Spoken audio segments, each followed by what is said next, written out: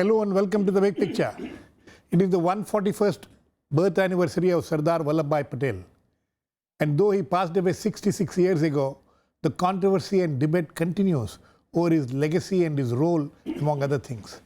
His birthday is now being celebrated as Rashtriya Ekta Divas, or National Unity Day, ever since the BJP-led NDA government came to power in 2014. The fact that a national day is being celebrated now and not in the past, and that the focus on his achievements and more so of unifying the country is being celebrated now, also reflects on how Sardar was looked at in the past and how he is being looked at and celebrated now.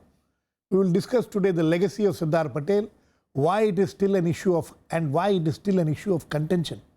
To discuss this, I have with me Shankar Aiyar, former Union Minister and Congress MP, Professor Imtiaz Ahmed, a political sociologist, Professor Salil Mishra, a historian who teaches at the Ambedkar University, is on the phone line, Professor Rajvir Sharma, a RSS thinker and member, and Ashok Tandon, senior journalist. Welcome to all of you. Shankar Aiyar, why is it that after 66 years of his death, we are still discussing about his legacy? Why is there so much of contention about it? Incidentally, I'm not an MP, I'm an ex-MP. I said a former MP. But that apart, yes, we are in contention over this only because the RSS BJP is making it contentious. There is no contention on the part of the Congress party. We are proud of Sardar Patel for two reasons. One, that he was always and consistently a congressman. And two, that unlike Lala Lajpat Rai and Madan Mohan Malviya, he never flirted with the Hindu Mahasabha or the RSS or any of these extremist Hindu organizations. We are proud of him. We have always regarded his legacy, especially towards national unity, as a great national asset. We regard the question of national unity as something that was central to the Congress philosophy, with the pioneer being Mahatma Gandhi, and who took it forward, and that Sardar Patel, in keeping with that, did a great deal to maintain and strengthen our national unity. I do not know who is starting this contention beyond the fact that the BJP is insistently making it sound as if the Congress was denigrating Sardar Patel, when in fact we've always had the highest regard for him. Okay. Salil Mishra, as a historian, do you agree with Shankar Aiyar that there was no contention? The contention started because of the BJP and of the RSS and the BJP. Oh, absolutely, absolutely. You see, their differences, Patel's and Nehru's differences, have been exaggerated out of all proportions, and people forget the fact that for 3 decades they worked together. They of course had their differences with each other, which two important leaders will not have differences with each other, but they worked together, accommodate each other, accorded top priority to the anti-imperialist struggle, to the maintenance of organizational unity, and to maintaining best principles of statecraft. Both of them did it together in company with each other. Let me just give one example. The 1931 famous Karachi resolution, which contained a blueprint for India's development. You know, what kind of country would it be, the role of the state, secularism, and so on. Now, that famous Karachi resolution was drafted by Jawaharlal Nehru, presented by Mahatma Gandhi, and actually it was presided over by Vallabhbhai Patel, by Sardar Patel. He was the president of the Congress in 1931. So such was the kind of partnership and synergy. They of course had their differences, but I think a lot of the differences were subsequently exaggerated by the followers of Nehru and the followers of Patel, the Nehruites and the Patelites. Actually, in their own lifetime, this is a very good example of the two leaders who had very many differences with each other, but they agreed to work together. They enriched each other's politics, and together both of them enriched nationalist politics, national movement, and contributed to the strategy of the national movement. Okay. Okay, sir. Professor Rajvir Sharma, Shankar Aiyar says that there has been no confusion as far as what Sardar Patel stood for. He was a congressman. He has never flirted with the right-wing forces, which he's like the others whom he quoted. So why this confusion? And is there And is there an attempt to appropriate Sardar Patel? In fact, I am happy that now the Congress and its leaders are also owning the legacy of Sardar Patel, whom they forgot for the last 60 or 70 years. They never ever mentioned anywhere. They always gave preference to Nehru, Gandhis and others, but they never mentioned Sardar Patel. But now, after Modi gave a space to the legacy of Sardar Patel, the Congress is also now trying that no, perhaps they committed certain mistake in the past. Good, if they rectify their mistake, welcome. Even the left, which was giving primacy to Nehru, Ramchandra Guha, who wrote always about Nehru that he was superior to, and Patel was never given the due importance. He was unmentioned by even left. But now even left is saying that no, this is what Patel did, and it is because of the Modi and RSS that Patel has been tried to be appropriated. Let me tell you that it is Modi who has brought the discussions on the legacy of Patel or the center stage of India's society and polity. What Patel did for the nation, for unity of the nation, for unity of the public services. Even if you read the Constituent Assembly debates on the issues of minorities, he was very frank that yes, minorities should have a right, but the mindset of two-nation theory will not work in India anymore. So is that why you feel that Sardar Patel is closer to your line of thinking than he was to the Congress line of thinking? No, he is closer to the nation. He is closer to the dignity of the people. And therefore, we believe anyone who believes in the nationalist kind of unity, integrity, sovereignty of the country, that is our ideology, and we welcome it. Okay. Certainly. Okay, Professor Imtiaz Ahmed, how do you look at this? How do you look at this entire thing? You know, when Professor Rajvir Sharma says that, you know, he was a nationalist and we are close to him because he was a nationalist.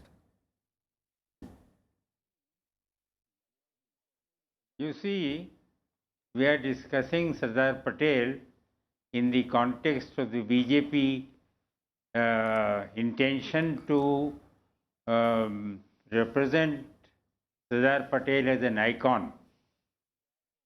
The problem is that when you look back at leaders, you seem to go beyond the reality and often talk at the level of imagination, which is not very conducive to discussion. I think there is no disagreement that Sardar Patel was a great leader.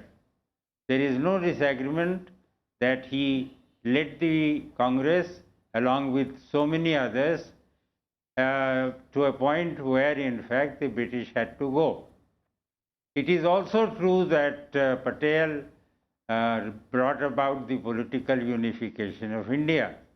But more than that, the question of social integration of India and the question of social and cultural unity of India is something that Sardar Patel never thought about. It was left only to Gandhi and Nehru to think about that. And if you look carefully at the historical developments, beyond integrating the states, nearly 565 states he was able to integrate. But subsequently on the question of the settlement of Muslim rehabilitation of Hindus and Muslims who were affected by partition, Sardar Patel definitely had a very partisan view. In fact, one of the major differences that arose between him and Nehru and Azad on the other hand was that he thought that properties vacated by Muslims should be given to Hindus, whereas Nehru wanted in fact that it should also be given to Muslims for rehabilitation who had been displaced. That is one example that I would give of the fact that Sardar Patel didn't have a social vision, but he had a political vision. Okay. It is that political vision that is being capitalized by the BJP. Let me make one more point to this connection. Yes, sir. When the question of giving money to Pakistan arose, Patel was arguing that in fact the money would be used against India and it should not be given, until Gandhi went on a fast unto death and said that that money should be paid. Right. So let us not forget the context in which the political developments at that point were taking place, and which in a sense today we can forget, we can ignore, but we cannot simply write off from the pages of history.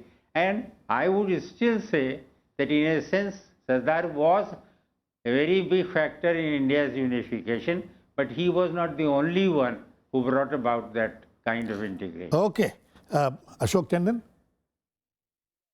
whenever we talk of Patel, especially in the last few years that, Patel has come back into the public focus and, he's become, it's always Nehru versus Patel. It is Nehru versus Patel which is discussed, by whether it is the RSS or the BJP leadership or anyway, they always inevitably it is Nehru versus Patel. Why can't Patel be seen in his own way? Then why that comparison always? See, Girish, I think this entire debate of contention or Nehru versus Patel is very unfair, especially on a day when we are celebrating his birth anniversary. I think his positive contribution to the country, the freedom struggle, and subsequently should be in the focus rather than the other issues. Like one of our professors was saying that beyond reunification or unification of India, he has no role to play. Now, I will give you a couple of instances because we should not try to undermine a national hero. Patel, in every sense of the term, was a national hero. I tell you, especially Mr. Shankar, will agree with me, even when there was a dissent in UP, when Govind Vallabh Pant was the chief minister, Nehru was furious. How could there be dissent against Govind Vallabh Pant? Patel said, no, leave it to me. I will handle dissidents. I know how to handle dissidents. He went to Lucknow. He convened a meeting of the Congress legislature party in Vidhan Sabha and said all the doors should be thrown open. Everybody was surprised. He said, those who want to leave may get out. He repeated it thrice. Nobody left. Then he closed the door. He said, Govind Vallabh Pant is a freedom fighter. You are trying to create dissidents against him. Nothing doing. Govind Vallabh Pant will remain the leader. And he came back to Delhi. Dissidents were squared. Now this quality, today, as we said, we are trying to discuss his legacy. Look what is happening among the political parties today. So then another contribution which nobody discusses even today, that Sardar Patel was the first information and broadcasting minister. We always discuss Sardar Patel as the Home Minister of India. You know what happened in 47?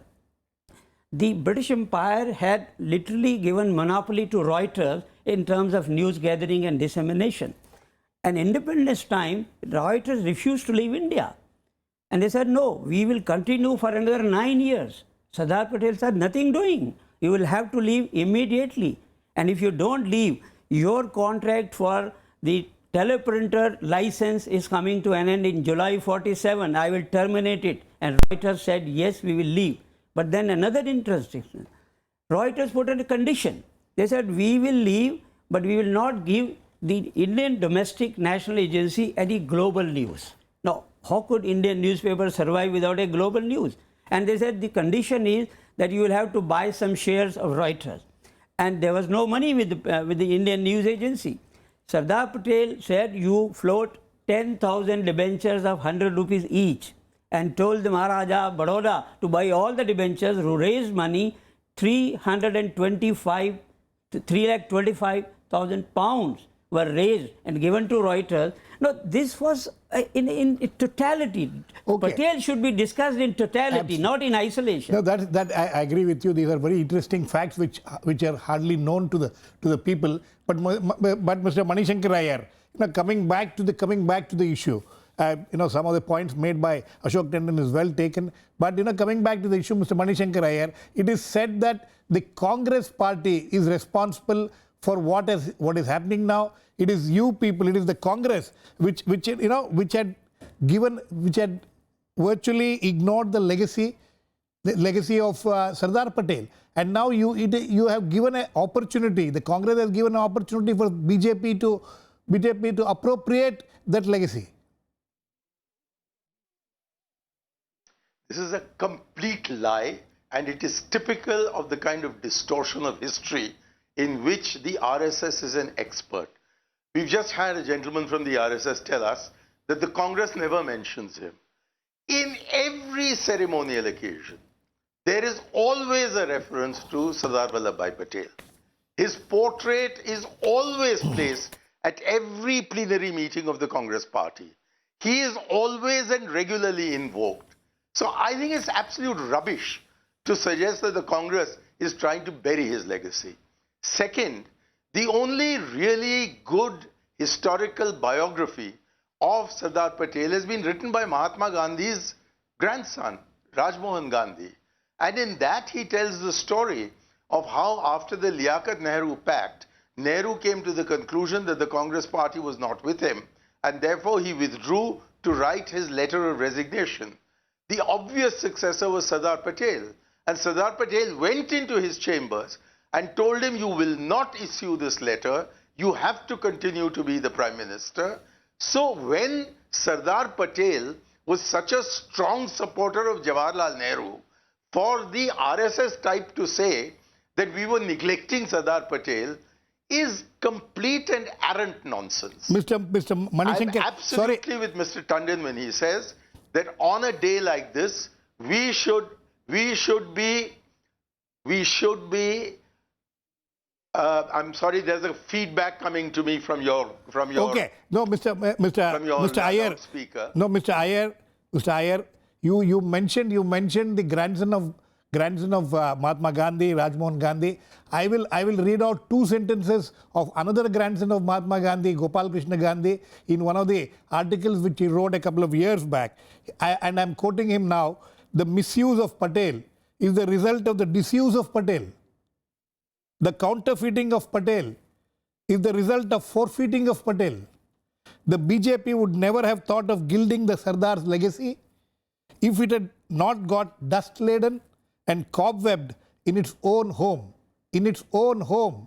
Own home, I presume Gopal Krishna Gandhi, is, when he says own home, he means the Congress party. How would you react to that? Wait, I react to that by saying Gopal is entitled to his view, and it's a view that is certainly worth reflecting upon. But the stealing of the Congress legacy by an RSS and a type of BJP party that Sardar Patel never had anything to do with amounts to robbery, dacoity of history. The fact of the matter is that Sardar Patel, as has been explained on this program, was a very valued colleague of Jawaharlal Nehru. But it was when 7, I think, of the Congress provinces, parties in the provinces, recommended Sardar Patel for Prime Minister of India, and Mahatma Gandhi preferred to have Jawaharlal Nehru as the Prime Minister with Sardar Patel as the Deputy Prime Minister, that the definitive verdict was given that the future of the country should be entrusted to a 57-year-old man who went on to rule the country for 17 years, and that there was a high role assigned to Sardar Patel. If we want today to celebrate Sardar Patel, please do so in terms of Sardar Patel's legacy. Why are you dragging in Jawaharlal Nehru? There's no need to do so at all. No. They were both valued colleagues, and they both trusted each other. They both thought that the other was important to the governance of the country. And it is a mark of the kind of democracy we have within our party that two people, despite such differences, could continue within the same party. Okay. And I want to re-emphasize that at no stage in the life of Sardar Patel was he ever attracted to the philosophy of Hindutva as expressed by the RSS principally on the one hand and as taken forward by the Hindu Mahasabha under V.D. Savarkar on the other. Okay.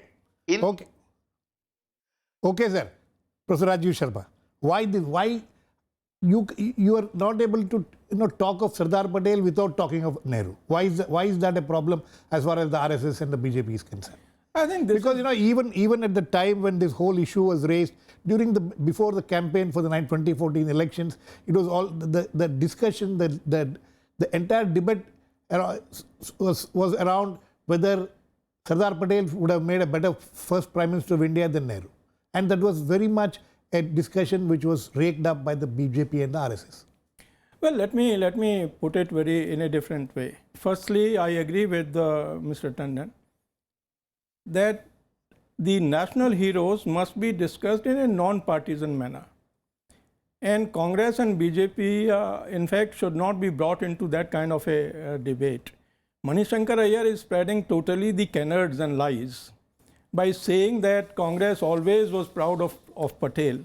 And that is the reason, perhaps, that Nehru automatically comes into the debate. The question is that if Patel was so dear to Congress, then why did they keep Patel out of the psyche of the nation?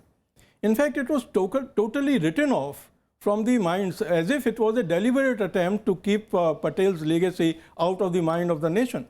Only thing which Modi government has done is to really remind the nation that the nation owes quite a lot to Patel. And as I said, but it is wrong to say that he had nothing to contribute to the social and cultural kind of issues of the country.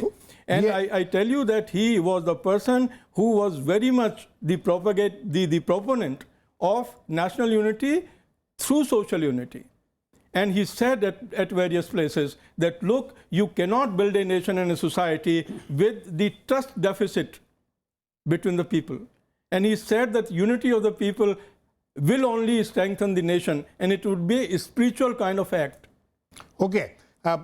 Professor Salil Mishra, the question is, Professor Mishra, can you hear me?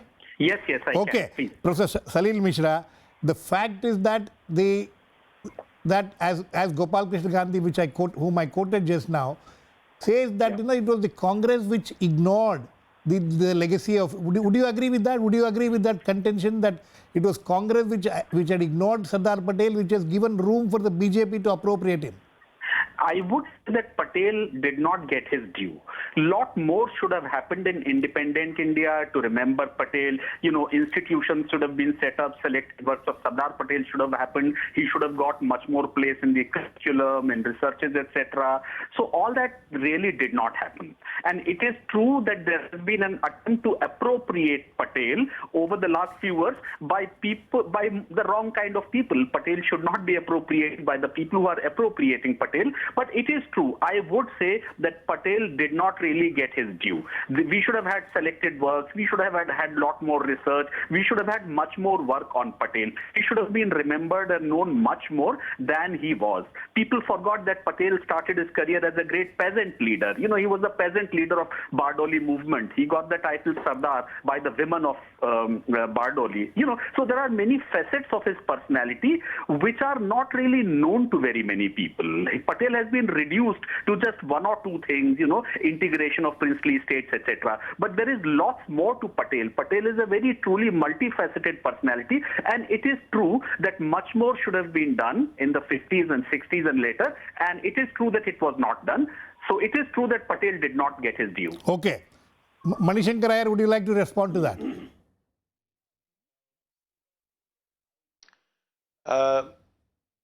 I can think of dozens of leaders of the freedom movement about whom the same could be said. The fact of the matter is that the giant of the freedom movement was Mahatma Gandhi, and therefore in the 50s and the 60s, immense attention was paid to what was done by the Navjivan Press. It's also true that the principal builder of modern India after independence for nearly 2 decades was Jawaharlal Nehru, and therefore he dominated the scene. After 1950 December, Sardar Patel became a figure of history, whereas Jawaharlal Nehru was the contemporaneous statesman. The fact of the matter is that it is for historians to research Sardar Patel, and there's no lack of historians who has done so. And as I was saying, two people who think that Patel needs to be given a higher profile than he has received are the two grandsons of Mahatma Gandhi himself. But it was Mahatma Gandhi who overruled a majority of the provincial chiefs of the Congress to say that Jawaharlal Nehru, rather than Sardar Patel, should be the Prime Minister of India. Now, in these circumstances, for scholars like Rajmohan and Gopal to get up and say that Sardar Patel has been neglected is justified on their part. But for people who had nothing to do with Sardar Patel and who were the object of considerable derision on the part of Sardar Patel, to now claim that they are the legitimate legatees of Sardar Patel is the kind of thing to which I strongly object. I have no objection to their celebrating Sardar Patel's birth anniversary in this manner, but I do object to their doing so at the expense of the Congress party's contribution to the freedom movement, where their own contribution was NIL nil, and trying to steal one of our icons to make them one of their icons. No, I'm sure Sardar Patel, if he can listen to this debate, would be on my side rather than on the side of the RSS. Okay, Professor Imtiaz Ahmed. Professor Imtiaz Ahmed, the question is the, everybody agrees here that, that Sardar Patel's legacy was not properly, remembered in the post-independence period. There is no doubt about that. But now what is happening now, is it the hijacking of his legacy or reviving his legacy?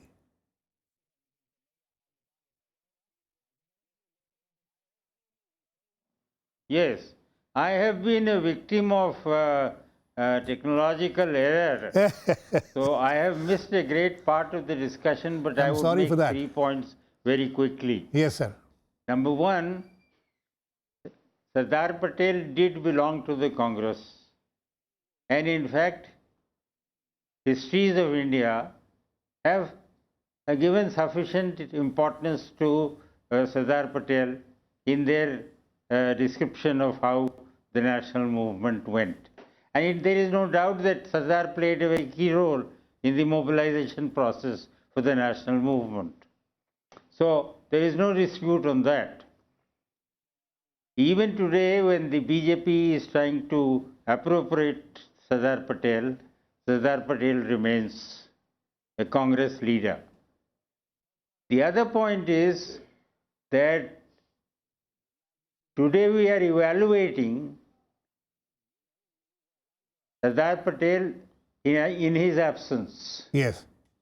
If he was alive today, what is the guarantee that he would have gone along with the BJP rather than with the Congress? No, nobody is saying that. I'm quite sure that in fact he would not have liked many of the policies of the present government. Therefore, the process of appropriation is taking place without putting him in the context that he was a Congress national leader and he was a Congress leader. Okay, sir. Ashok, Tandon. So, some people say that what's happening now is hijacking of the legacy of Sardar Patel. But supporters of Prime Minister Narendra Modi says that he's the only one who can revive that legacy because he's the only one who comes very close to the mold of Sardar. How do you respond to that? See, I don't think anybody is trying to hijack the legacy. It is basically reviving the legacy or rather continuing the legacy. See, firstly, I am glad that the debate has now come to the positive side of Sardar Patel rather than discussing the contention. See, many leaders, as Mani Shankar also said, see, they were part of the Congress freedom movement and the national freedom movement. They were in Congress. But later on, many of them joined different political parties. And all of them have not been, got the importance.